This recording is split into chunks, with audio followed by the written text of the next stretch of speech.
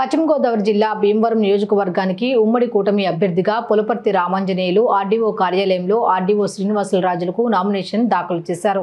ముందుగా మల్టీప్లెక్స్ నుండి భారీ ర్యాలీతో రామాంజనేయులు బయలుదేరి వెళ్లారు.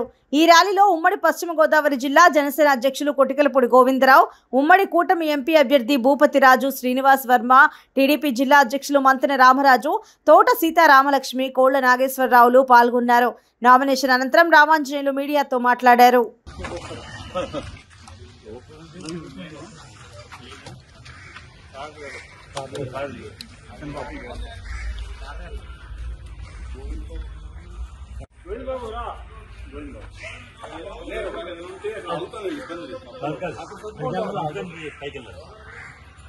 అధికారంలోకి వచ్చిన తర్వాత బీజేపీ సహకారం, తెలుగుదేశం సహకారం, జనసేన సహకారంతో భీమవరం నియోజకవర్గాన్ని ఒక మోడల్ నియోజకవర్గంగా తీర్చిదిద్దటానికి మా వంతు మేము కృషి చేస్తాం.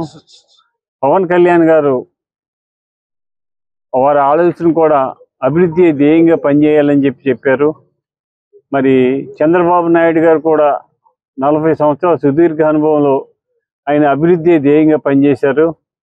భారత ప్రధాని నరేంద్ర మోడీ గారు మరి భారతదేశాన్ని ప్రపంచంలో నెంబర్ 1 దేశం చేయాలన్న ఆలోచనలో ఆయన నడుస్తున్నారు.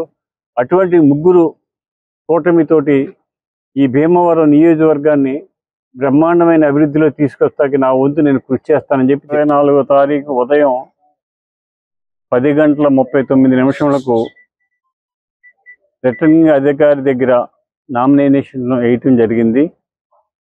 నామినేషన్కి సపోర్ట్కి పెద్దలు గౌరవనీయులు పార్థసారథి గారు, జనసేన అధ్యక్షులు చిన్నబాబు గారు, ఎంపీ పార్లమెంట్ అభ్యర్థి భూపతిరాజు శ్రీనివాస్ వర్మ గారు,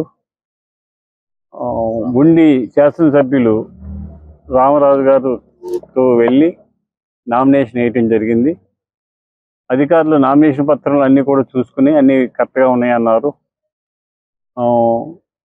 రేపటి నుంచి ప్రచారం ముమ్మరం చేసి